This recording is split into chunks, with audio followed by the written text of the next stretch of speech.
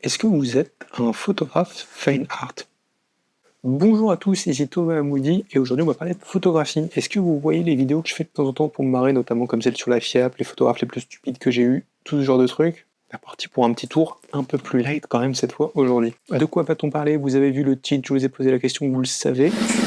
Qu'est-ce que c'est les photographeurs fine art? Alors, pour remonter un petit peu la bobine, normalement les photographeurs fine art, en anglais ça veut dire beaux-arts, donc c'est ceux qui ont fait des écoles d'art aux États-Unis. Et voilà, c'est à peu près tout le sens du truc. Mais en France, on s'est dit, c'est stylé quand même, fine art. On va dire, il y a artiste, déjà c'est stylé, mais fine art, c'est genre.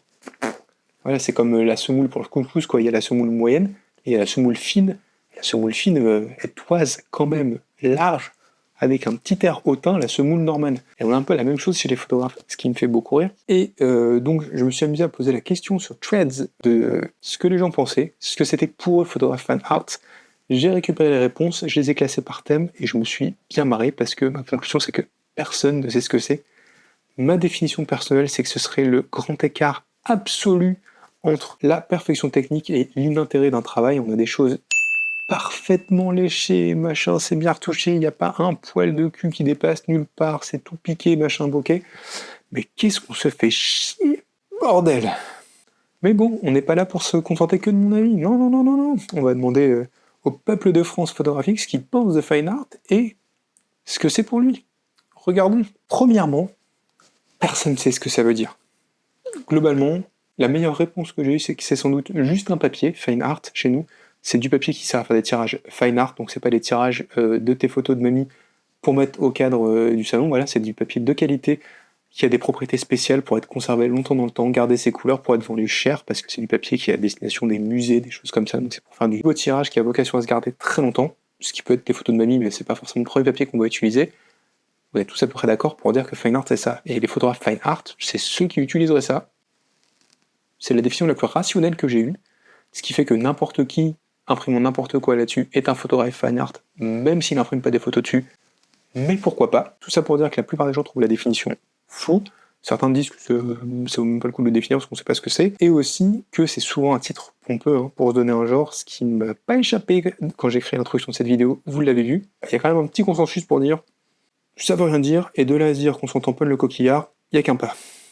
Deuxième point qui est beaucoup revenu, c'est que c'est quelqu'un avec une pratique artistique d'un niveau élevé. Je vous ai dit, c'est comme la semoule, grain moyen, grain fin. Le photographe fine art, il pèse, il fait du gros art vénère. Lui, il sait, tu vois, il fait des tirages qui claquent et tout, il y a tout ce qu'il faut.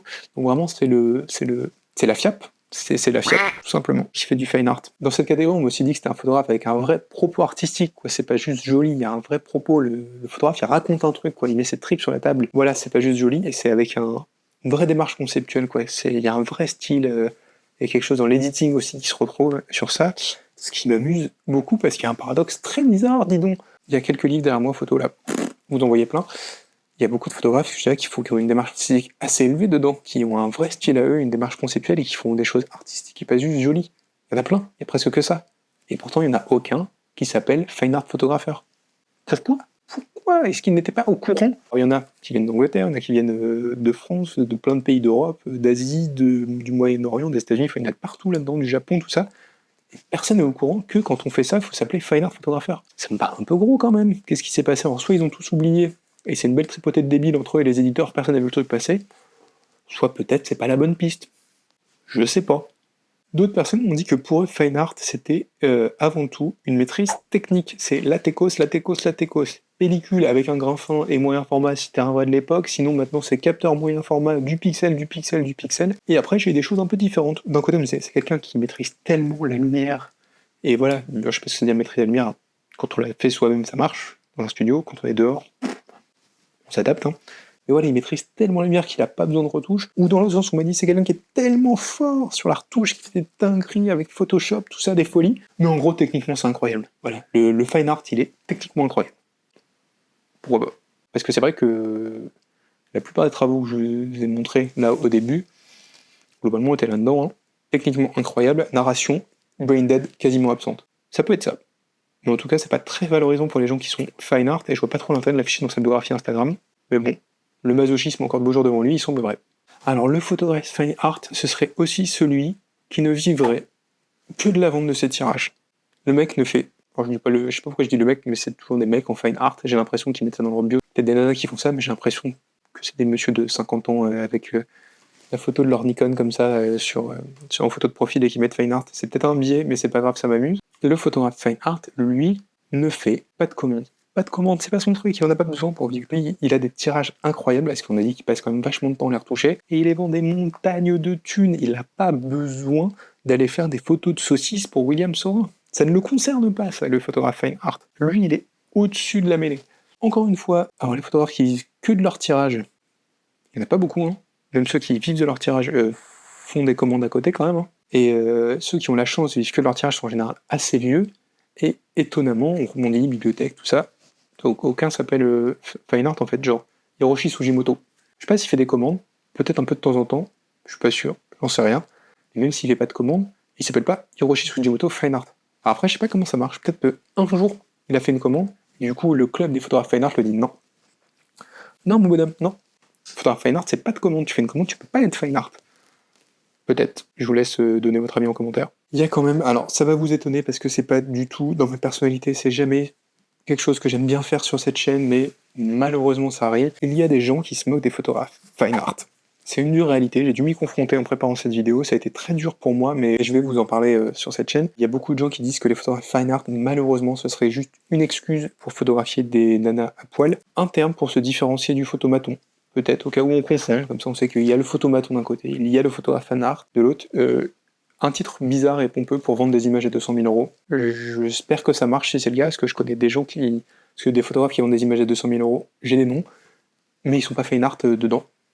Peut-être, peut-être pas. Et enfin, il y en a qui se sont moqués d'eux en imaginant l'inverse du photographe fine art, c'est un photographe lo-fi qui ferait ses photographies au photocopieur, tout ça. Bref, c'est un terme qui prête aussi à sourire d'autres gens que moi, ce qui me rassure sur l'état de l'humanité, et notamment de mes camarades photographes. Et enfin, une partie des gens qui m'ont répondu pensent que ce n'est que marketing, c'est comme les médailles sur les fromages, ça fait stylé, ça montre que ce camembert-là, il est quand même un peu au-dessus des autres, mais ça ne dupe personne, hein. Personne n'achète jamais son camembert parce qu'il a eu 3 médailles à la ferme de Beaufort en 2020. Ça n'existe pas, ça permet juste, d'un point de vue marketing, d'essayer de se hisser un peu au-dessus des autres. Ça fait plus stylé que photographe tout court, et voilà, ça permet de se hisser au rang de grands photographes comme ceux de chez Yellow Corner, qui doivent tous être du fine art parce qu'on retrouve un peu cette vibe dans leur collection. Ben, un jour, je vous parlerai des tirages limités de chez Yellow Corner, mais bref, ce serait juste du marketing pour faire un peu classe.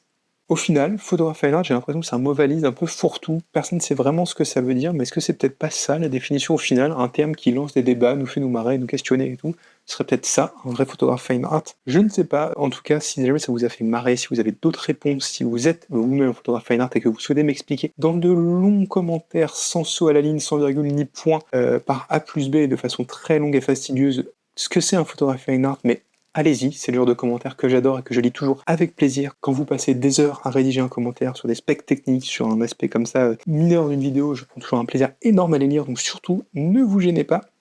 Même si vous voulez faire des commentaires plus courts et compagnie, et vous n'êtes pas photographe fine art, faites-vous plaisir, racontez-moi ce que c'est pour vous. Ça vous aidera pas à devenir photographe fine art, mais je vous mets mon livre 10 outils indispensables pour votre projet photo ici, parce qu'il pourra vous aider à vous lancer dans un projet photo qui peut-être vous donnera la chance d'être fine art un jour, dans très longtemps, je ne sais pas. Quoi qu'il en soit, si vous avez aimé la vidéo, si elle vous a fait par hasard rigoler, n'hésitez pas à mettre un like, un petit pouce bleu, à l'envoyer à votre grand-mère, parce que je suis sûr que ça la ferait rire aussi. Je compte sur vous. Et moi je vous dis à dans 15 jours. Salut!